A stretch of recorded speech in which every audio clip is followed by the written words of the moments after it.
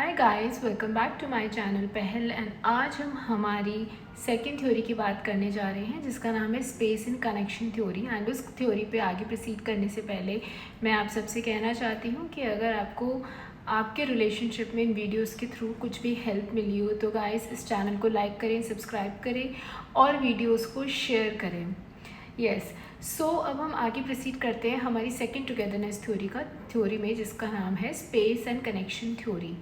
So what it is theory about, it means कि space और connection दोनों को एग्जिस्ट करते हैं और पैरेलल साइड बाय साइड चलने चाहिए।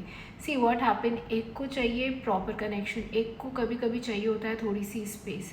सो एक इमोशनल कनेक्शन का मतलब ये नहीं होता कि आपको कोई कंट्रोल कर रहा है, राइट कि उनका मोटिव आपको कंट्रोल करने का है, या फिर अगर कोई आपसे स्पेस मांगता है तो इसका मतलब ये नहीं है कि वो रिजेक्शन आपको कर रहा है या फिर आप पे से उसका ध्यान कम हो रहा है। ऐसा नहीं होता है। फॉर एग्ज़ाम्पल अगर मैं एक चीज़ बोलूँ कि अगर हस्बैंड और वाइफ की हम बात करें तो इस केस में क्या होता है कि सपोज़ हस्बैंड दिन भर काम करते घर पर आता है, उसके बाद अगर उसकी वाइफ का एक माइंड सेट होता है कि यार पूरे दिन भर में हमारी बात नहीं हुई, चलो मैं इनसे पूछ लूँ। एक बहुत अच्छे नोट पे, एक बहुत अच्छे इंटेंशन से वो आपसे पूछती है कि आपका काम कैसा था, ऑल गुड, ऑल ओके।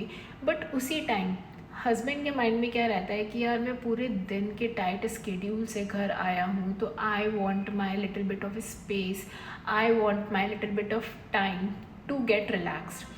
तो गलत दोनों नहीं है, दोनों अपने अपने पार्ट पे बिल्कुल सही है। तो इस केस में हम ये कहेंगे कि इसको हम एग्जाम्पल की तरफ से समझते हैं कि मेल को इसमें कैसे रिएक्ट करना चाहिए और फीमेल को कैसे रिएक्ट करना चाहिए। पहले हम फीमेल की बात करते हैं कि अगर आपका पार्टनर, चाहे वो हस्बैंड हो या बॉयफ्रेंड हो, बॉयफ्रेंड वाले केस में भी होता है, दिन भर अगर वो किसी काम में है एंड देन आप रात को उसको काम के बाद कंटिन्यूसली मैसेज कर रहे हो कि क्या कर रहे हो, कैसा गया दिन, एंड अगर उसने टाइमली आपको रिस्पॉन्स नहीं किया, थोड़ा टाइम ले लिया, तो डजेंट मैटर, कोई फ़र्क नहीं पड़ रहा है यार, क्योंकि आप उसके स्पेस को समझो कि यार उसको भी थोड़ा स्पेस चाहिए, वो कर देगा।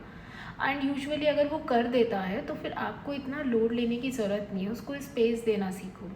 Okay, and in the same case अगर सपोज़ एक मेल पार्टनर है, उसकी फीमेल पार्टनर ने अगर उससे पूछ लिया तो आपको भी समझना चाहिए कि वो एक अच्छे इंटेंशन पे पूछ रही है, बिकॉज उसको आपकी केयर है, वो इस वजह से पूछ रही है, राइट। तो उसमें भी आप उसको बहुत पोलाइट एक या दो रिप्लाई कर दो कि मेरा डे अच्छा रहा या डिफ़िकल्ट था, जो भी आपका सिचुएशन है आप एक या दो लाइन में उसको बोल सकते हो। एंड उसको आप ये बोल सकते हो कि एक बार मैं थोड़ा सा रिलैक्स होना चाहता हूँ, मैं एक बार रिलैक्स हो जाऊँ, उसके बाद फिर हम आगे अच्छे से बैठ के बात कर सकते हैं, ठीक है।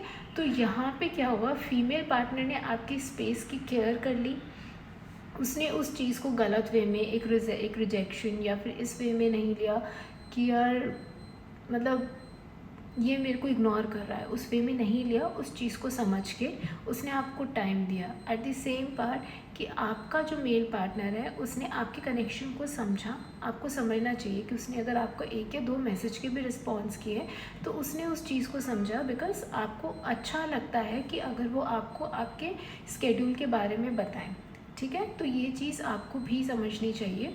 तो अगर दोनों इन चीज़ों को इस तरीके से बैलेंस करते हैं, स्पेस को और कनेक्शन को दोनों को बैलेंस करके चलते हैं, तो कोई प्रॉब्लम क्रिएट नहीं होती है। अपने दिन भर के हेक्टिक स्केड्यूल के बाद भी आप रिलेशन बहुत हेल्दी उसको मेंटेन कर सकते हो। ओके गाइस, तो अब हम हमारे थर्ड थ्योरी के साथ मिलेंगे कल।